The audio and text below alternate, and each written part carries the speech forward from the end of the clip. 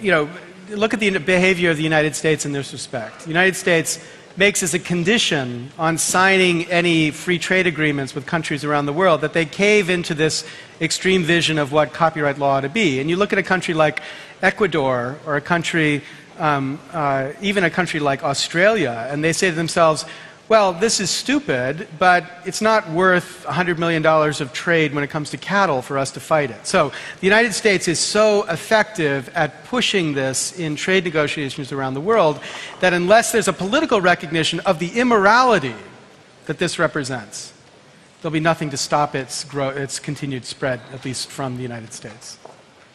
Yeah.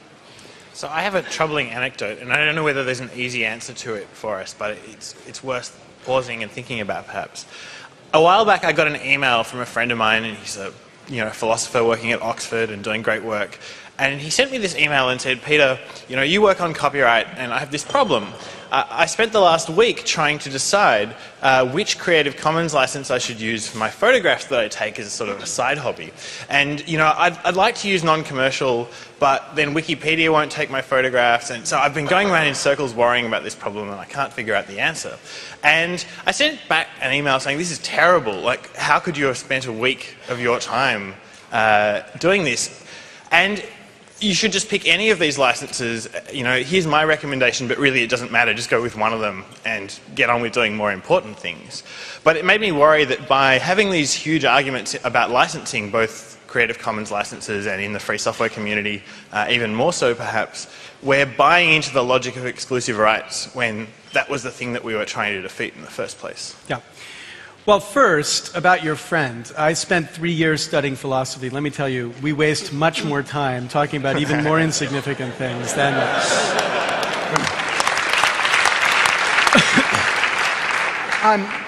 But the second part is really more fundamental to what you're saying. Again, it would be great if the world had agreed what freedom should mean and we could offer the one license that gives it. Right? Again, in the free software space, there's two general forms, maybe three if you think of the patent issues, but two general forms. And so software hasn't even agreed. But in the culture space, it would be great if we didn't have to have 6, if we could have 2. And we've retired licenses. As we see, they're not used. So we used to have licenses that didn't give attribution as obligations. And when we found 98% of people insisted on attribution, it didn't make sense. We just rolled it back, and that brought us down to 6 from 11. So we continue in this process.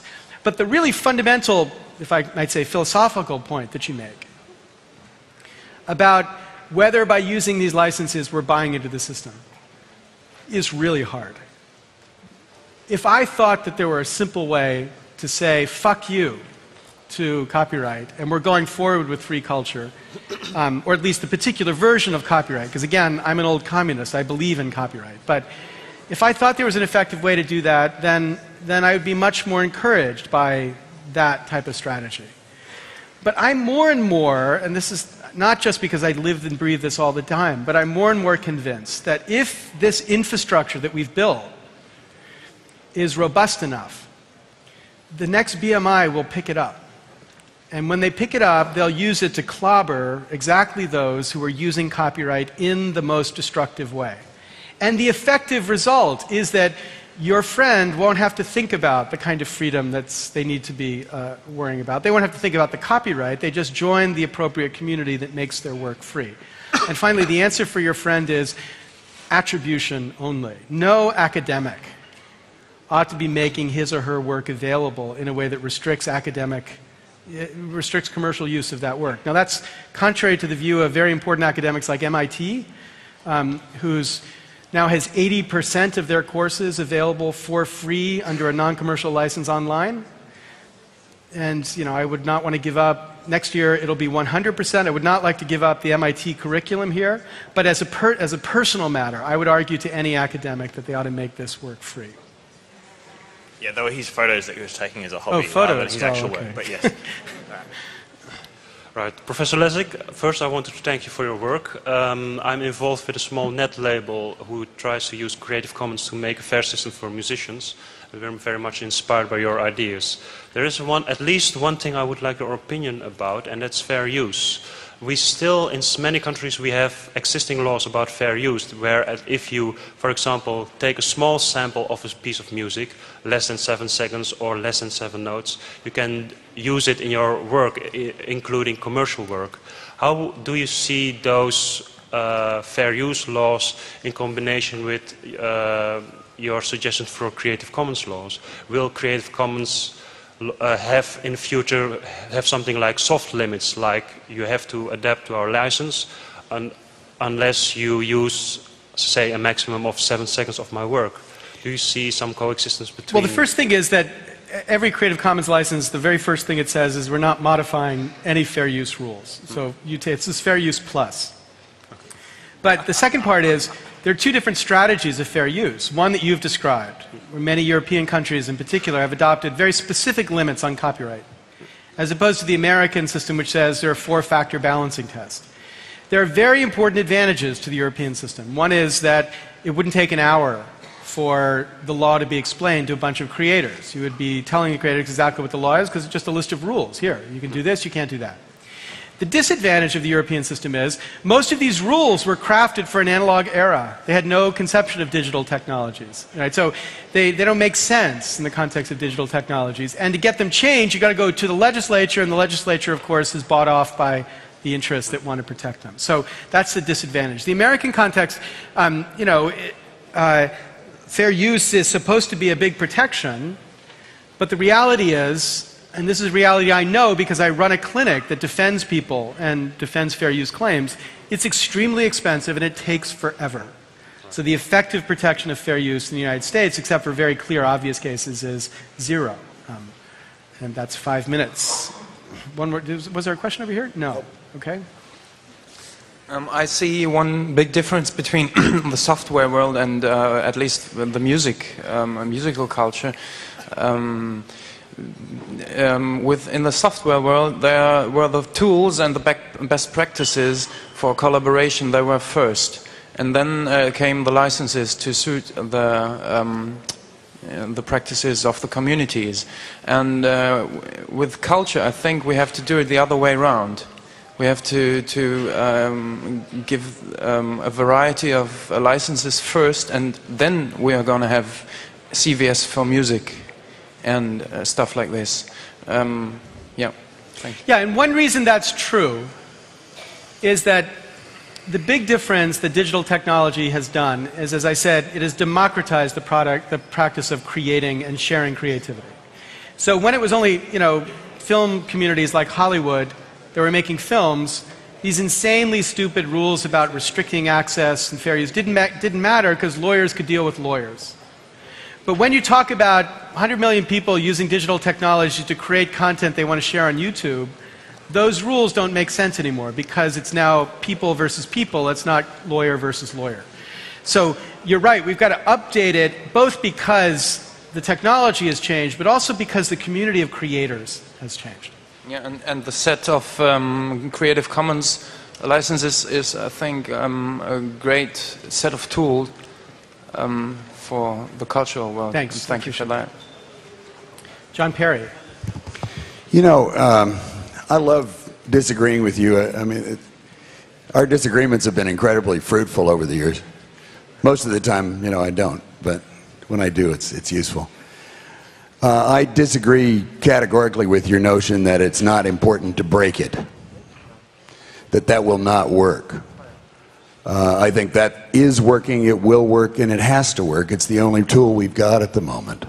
Some combination of massive civil disobedience and the fact that we are technically more skilled. 2 years ago, there was something called the Speed Bump Conference at Harvard, and they had gathered most of the usual suspects from the from the content industries to have at me and a few other folks. And I said, look, I'm not going to talk to you for very long, but I've got good news and bad news and good news, or good news and bad news and good news. The good news is that you've won in the courts, you've won in Congress, and as long as you have most of the money, that will go on being the case. The bad news is that you're a bunch of 55-year-old putzes up against a bunch of 17-year-old geniuses when it comes to the technical issues, and they will beat you every time. Everything you come up with, they will be able to break. And they have been turned into electronic Hezbollah by your efforts. And you've lost that one and will go on losing it. The good news is that you're mean sons of bitches and you'll figure out a way to win anyway, eventually. You'll just have to get out of bed a little earlier in the morning. And they clapped, of course. But they conceded the point that they were not going to win the technical war. And they conceded the point that they were not going to win the hearts and minds, that, you know, there was a whole generation alive that they were going to have to write off, and then there was another generation after that. And most of them are just trying to hold on until they retire. I think we're winning that war, and to say that pushing the system until it breaks, I think is wrong.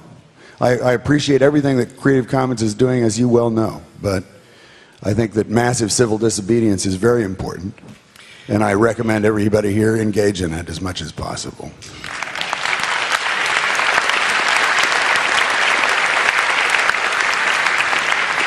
So, I didn't get a chance to hear, I'm but also I heard, an old communist, by the way. Yeah. I didn't get a chance to hear it, but I heard there was a great speech by this guy named Barlow earlier in the conference. And what Barlow was talking about was the, quote, dynamic, not a technical dynamic, but a political dynamic that's going on around security issues on the net. And what Barlow said in characteristically brave but not typically not always well-received way was we needed to recognize that unless the community did something about these problem characters, then the whole opportunity of the community to continue to function would be threatened. I take Barlow's argument to be a good one and directly relevant to what I said here, because I would not doubt the technical ability of the hacker community to break whatever DRM is put out there. But I do doubt the technical community's ability to play the politics that comes from the massive action to crack and break DRM, because they are already succeeding in making this exactly what you called it, terrorism. They are already succeeding in saying these efforts are just the same sort of things as the stuff that the terrorists are doing. And the point is, when the debate is focused in this narrow way, I think we lose the opportunity to convince the hearts and minds not of the hackers, but of the rest of the world why we are right. The best example of that is a decision you and I made as board members of the Free Software Foundation, board members of the EFF, to take the Grokster case to the Supreme Court. Right? Grokster was argued and won in the Ninth Circuit by EFF lawyer Fred von Lohman on an extraordinarily important ground of principle. The principle was that 70-year-old judges should not be in the business of deciding which technologies are allowed and which ones are not. That was our academic understanding of why this was an important case. It goes to the Supreme Court, and the Supreme Court slaps us down. And don't, you know, the EFF apologies about how it's not really a loss are bullshit. It's a loss. It's a terrible loss. Because what the Supreme Court has done is added an even more complicated standard into this mix, and I think it's a disaster. But the point is, as the Supreme Court thought about it, and as 90% of America thought about it, the issue here was whether people have the right to steal other people's music. That's not the issue, but that's how they thought about it. And when you have that debate, the fact is, even though all of us can get up to speed and understand why that's not the issue, it's about technology, blah, blah, blah, we will lose again and again and again in the political context if that's what people think the issue is. And instead of taking on those political battles where it seems all we're trying to do is to get something for free, when I know that's not what we're trying to do, but that's what it seems, is to guarantee we lose every single time, at least lose until people have half the IQ of the people in this room, which I guarantee will not be within your and my lifetime here. Right? So I concede the technology, but it's your argument about the politics that I'm making in the context of this debate around DRM. I just think we have to wait until the point where all these guys my age and older are dead and all these people here are alive.